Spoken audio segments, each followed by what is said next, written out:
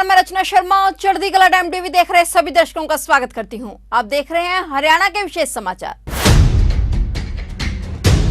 मुख्यमंत्री मनोहर लाल आज यमुनानगर का दौरा करने पहुंचे। इस दौरान सीएम मनोहर लाल ने राज्य स्तरीय कार्यक्रम में शिरकत की। मुख्यमंत्री मनोहर लाल ने इस दौरान मुकुंद लाल सिविल अस्पताल में बनी नई बिल्डिंग का उद्घाटन किया। इसके साथ ही सीएम ने यमुनानगर से ही प्रदेश के अन्य जिलों के स्वास्थ्य विभाग से संबंधित 46 विकास कार्यों का उद्घाटन व शिलान्यास किया। सीएम मनोहर लाल ने जनता को संबोधित करते हुए कहा कि पिछले कई दशकों से इस अस्पताल को 200 बेड का किए जाने की मांग की जा रही थी, क्योंकि यमुनानगर औद्योगिक क्षेत्र है। यहाँ हजारों की संख्या में छोटे बड़े कारखाने हैं जहाँ लाखों मजदूर काम करते हैं। 2 साल पहले मुख्यमंत्री मनोहर लाल ने यमुनानगर के इस 100 बेड के अस्पताल को 200 बेड का किए जाने और नया भवन बनाने की घोषणा की थी। अब यह भवन बनकर तैयार हो चुका है, जिसके चलते सीएम ने आज इसका उद्घाटन किया। बता दें कि सीएम मनोहर लाल ने यमुनानगर से 17 जिलों में करीब 229 करोड़ रुपए की लागत से तैयार हुई 46 स्वास्थ्य योजनाओं का उद्घाटन किया है। मुख्यमंत्री ने कहा कि यमुनानगर को भी करीब 100 करोड़ की विभिन्न परियोजनाओं की सौगात मिलेगी।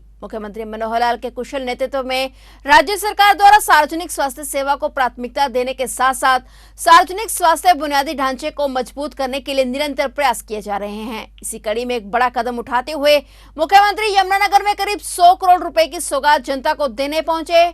सीएम मनोहर लाल ने करीब 230 करोड़ के 46 प्रोजेक्ट आज जनता को समर्पित किए हैं। 2014 में हरियाणा में केवल 750 मेडिकल कॉलेज की सीट थी, अब यह संख्या 1900 तक पहुंचा दी गई है और करीब 7 मेडिकल कॉलेज की घोषणा हो चुकी है, जिसके बाद यह संख्या 3000 तक होगी। सरकार स्वास्थ्य सेवा के साथ साथ जरूरी दवाइयां आम जनता तक मुहैया करवाई जा रही हैं। आयुष्मान भारत योजना का विस्तार कर हरियाणा सरकार चिरायु हरियाणा योजना के तहत लगभग 30 लाख परिवारों को स्वास्थ्य बीमा का लाभ दे रही है। सीएम मनोहर लाल ने कहा कि निरोगी हरियाणा के अंतर्गत आम जनता का हेल्थ चेकअप का काम जारी किया गया है। एलोपैथी के साथ साथ योग और आयुर्वेद को भी आम जीवन का हिस्सा बनाएंगे। नितकर, मितकर और हितकर के सिद्धांत पर हमें चलना होगा। इसके अलावा सरकार प्राकृतिक खेती को भी बढ़ावा दे रही है, जिससे मनुष्य का स्वास्थ्य सही रह सके।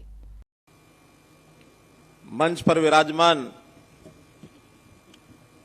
हमारे गृह एवं स्वास्थ्य मंत्री श्री अनिल विज जी, सरकार में हमारे स्कूल शिक्षा एवं पर्यावरण मंत्री श्री कंवरपाल जी, यमुनानगर से हमारे विधायक श्री घनश्याम दास अरोड़ा जी, विभिन्न जिलों में जुड़े हुए इस कार्यक्रम के साथ हमारे मंत्रीगण, सांसदगण, विधायकगण, उपस्थित सभी स्वास्थ्य विभाग के हमारे अधिकारीगण, सभी हमारे चिकित्सक बंधुगण, उपस्थित सज्जनों, पत्रकार छायाकार मित्रों, ये बहुत ही एक विशेष अवसर है कि हर व्यक्ति को चिकित्सा सुविधा ये किस प्रकार से सुलभ तरीके से मिले, तो उसके लिए स्वास्थ्य विभाग का जो इंफ्रास्ट्रक्चर है, इस इंफ्रास्ट्रक्चर को बढ़ाने की जो हमारी मुहिम है, उस मुहिम में एक बहुत बड़ा कदम आज हम रख रहे हैं। पूरे प्रदेश में 46 प्रोजेक्ट्स, इनका एक साथ आज उद्घाटन किया गया है और इनकी लागत 229 करोड़ रुपया ये आई है। इसमें चाहे हमारा यमुनानगर का ये जिला सिविल अस्पताल हो, जिस पर लगभग 95 करोड़ रुपए की लागत आई है, इसी प्रकार शहरी स्वास्थ्य केंद्र, मातृ एवं शिशु अस्पताल, सब डिवीजन, हमारे सब डिवीजन का जो सिविल अस्पताल, सीएचसी यानी सामुदायिक स्वास्थ्य केंद्र, पीएचसी यानी प्राथमिक स्वास्थ्य केंद्र, हेल्थ एंड वेलनेस सेंटर्स, सब हेल्थ सेंटर्स, जो विशेष तौर पर हमारे कस्बाई जो कस्बे स्थान हैं या गांव के स्थान हैं, उन स्थानों पर इसमें अधिकांश संख्या के जो सेंटर्स हैं उसको आज खोला गया है। मित्रों, भाइयों बहनों, यमुनानगर का यह अस्पताल, मैं बहुत पुराना परिचित इस अस्पताल से रहा हूं। 1984 से लेकर 1990 तक छोटा एक भवन था, भीड़ भाड़ वाला यह क्षेत्र, दोनों बड़े शहरों के बीच में। तो इसकी जो उस समय की स्थिति थी और आज की जो स्थिति है, दिन रात का एक अंतर मैं देखता हूं। इस अस्पताल में जब मैं आता था उस समय की एक बात, पता नहीं पुराने लोगों को कितना पता है कितना नहीं है, आज हमारे जो शहरी निकाय मंत्री हैं डॉक्टर कमल गुप्ता, वर्षों तक उन्होंने भी इस अस्पताल में अपनी सेवा दी है। 84 से 90 उस समय वो यहां भी थे। तो यह अस्पताल बहुत ही महत्व का एक अस्पताल इस नाते से, क्योंकि मेरा यहां जनमानस में लगातार 6 वर्ष तक रह करके उनकी स्वास्थ्य सेवाओं के लिए जो कठिनाइयां होती थी, मैं समझता हूं इस बड़े आकार के रूप में जो अस्पताल बना, हर प्रकार की यहां सुविधाएं ये दी गई हैं, उससे उनको लाभ होगा। न केवल यमुनानगर में बल्कि पूरे प्रदेश में हम लोग स्वास्थ्य सेवाओं को आगे बढ़ा रहे हैं। हमारे स्वास्थ्य मंत्री जी ने उन सब चीजों पर प्रकाश डाला है। मैं तो इतना ही कह सकता हूं कि जब बीमार आदमी होता है उसकी शारीरिक अवस्था तो खराब होती है, उसका मन भी खराब होता है, उसकी मानसिक एक प्रकार से पीड़ा भी उसको होती है। जब वो बीमार होता तो वो अकेले ही बीमार नहीं होता, बल्कि उसको सब कुछ ही बीमार बीमार सा दिखने लगता है, उसके मन का चैन भी खत्म होता है।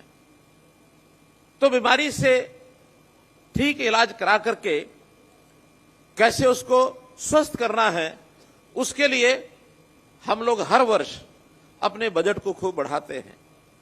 और न केवल स्वास्थ्य सेवाएं, बल्कि स्वास्थ्य सेवाओं में काम करने वाले हमारे डॉक्टर्स, जिनका निर्माण हमारे मेडिकल कॉलेजेस में होता है, उसको भी हम लगातार बढ़ा रहे हैं। 2014 में जब हमने सत्ता संभाली थी, उस समय अगर मैं डॉक्टर्स की संख्या के बारे में बात करूं तो मात्र 750 एडमिशन उस समय एमबीबीएस के होते थे, मात्र 750। और आज सब विस्तार करने के बाद कुछ तो उस समय के जो मेडिकल कॉलेज है उसमें सीटें बढ़ाई, और कुछ नए मेडिकल कॉलेज इस 8.5 साल के समय में जिनका विस्तार होने के बाद जिनको नए भी बनाने का जो हमको अवसर मिला है, आज 1900 और जो डॉक्टर्स हैं उनके एडमिशन होते हैं एमबीबीएस के। और इसके बाद भी अभी 7 हॉस्पिटल ऐसे हैं जो या तो निर्माणाधीन है या जिनकी हमने घोषणा की है और उनको भी बहुत जल्दी शुरू करने वाले हैं।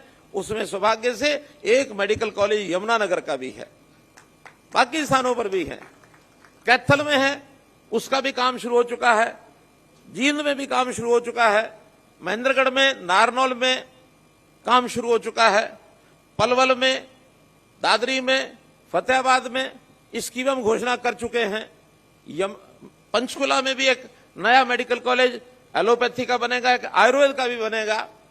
अभी एम्स के नाते मनेठी में जमीन प्रक्रिया सारी करके केंद्र को दी जा चुकी है, बहुत जल्दी उसका भी शिलान्यास हम करने वाले हैं।